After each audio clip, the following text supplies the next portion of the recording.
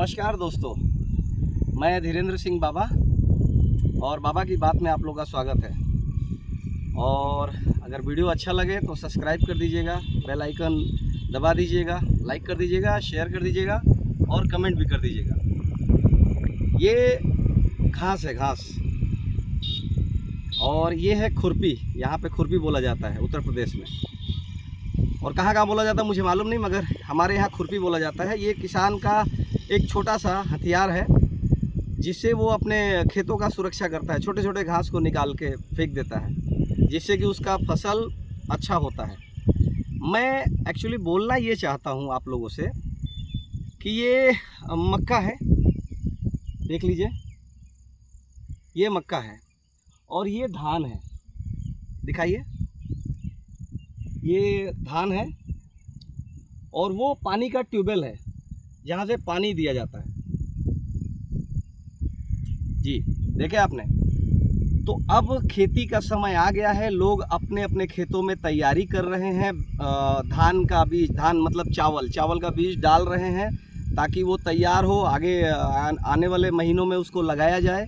और मकई भी लगा दिए हैं ताकि वो तैयार हो जाए।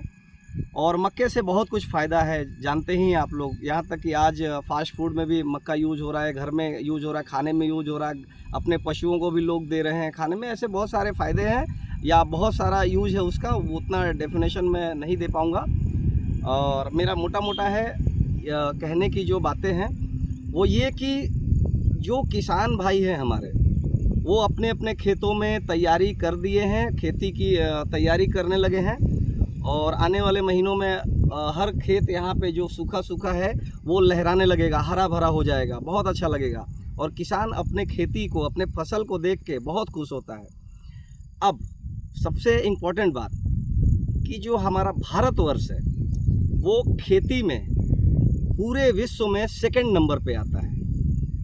और बहुत सारा अनाज यहाँ से बाहर देशों में एक्सपोर्ट होता है, कुछ इंपोर्ट भी होता है मगर एक्सपोर्ट ज़्यादा होता है और उससे आय बढ़ता है। खैर वो अलग सब्जेक्ट है। तो मेरा ये कहना है कि आज पढ़े लिखे लोग भी खेती कर रहे हैं और बहुत सारे ऐसे भी लोग हैं जिनको खेती करने में शर्म आता है, अपने आप को मतलब किसान बोलने में शर्म आता है। मगर एक बात बोलूं, किसान होने में और बोलने में शर्माना नहीं चाहिए, क्योंकि किसान इस देश का अन्नदाता है।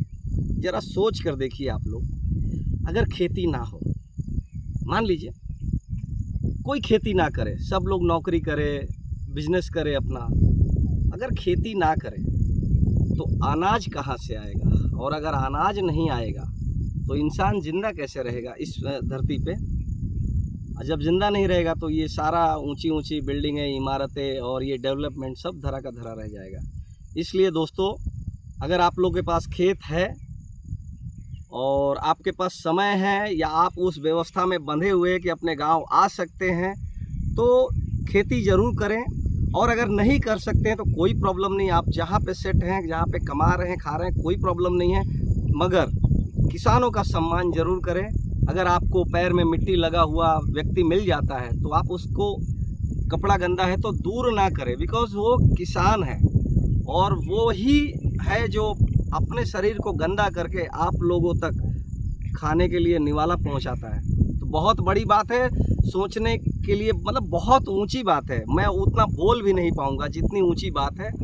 तो इसलिए किसानों के लिए मेरे दिल में तो आदर है, सम्मान है, बिकॉज मैं भी किसान हूँ, मेरा भी खेत है यहाँ पे, ये खेत मेरा है आगे, तो मुझे बहुत इंटरेस्ट भी है। मैंने बोला ना कि अगर आप उस व्यवस्था में हैं तो करिए, नहीं है तो कोई प्रॉब्लम नहीं, मगर किसानों का सम्मान करिए। ये जो मैं खेत दिखाया, ये हमारे बड़े भाई हैं, उनका खेत है।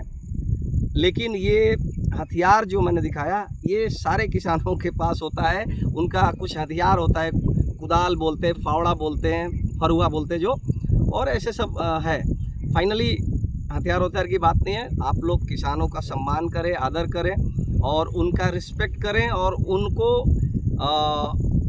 हो सके तो उनको जो सहायता चाहिए वो आप करें, अगर आप कर सकते हैं तो। नहीं कर सकते हैं कोई प्रॉब्लम नहीं। सरकार आज बहुत सारी सुविधाएं दे रखी है किसानों को, मगर कई जगह किसान को पता नहीं चलता है। अगर पता चलता है तो वो सरकारी व्यवस्थाओं में उलझ के रह जाता है। मैं ज़्यादा खोल के नहीं बोलूँगा, सरकारी व्यवस्थाओं में उलझ के रह जाता है। बाकी आप समझ रहे हैं, उनके तक वो धनराशि पहुंचना चाहिए, वो पहुंच नहीं पाता है। कारण क्या है सबको पता है, नहीं पता है तो बहुत सारी चीज़ें हैं,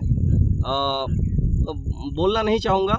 आप लोग अगर आप जानकार है या वहाँ तक आपकी पहुँच है तो आप लोग उनका सहयोग करें, मजाक ना उड़ाएं उनका, और उनको मोटिवेट करें कि वो आज थोड़ा सा खेती किए हैं तो अगले साल बहुत ज़्यादा करें, तभी तो अनाज पैदा होगा और वो हमारे विदेशों तक जाएगा और हमारे पेटों तक जाएगा, ताकि हम स्वस्थ, तंदुरुस्त और ज़िंदा रहेंगे और हमारी धरती हरी भरी बनी रहेगी। इसी के साथ बात को समापन कर रहा हूँ अपना। स्किप मत करके देखिएगा प्लीज़। नमस्कार, अगले वीडियो में मिलते हैं फिर से। धन्यवाद।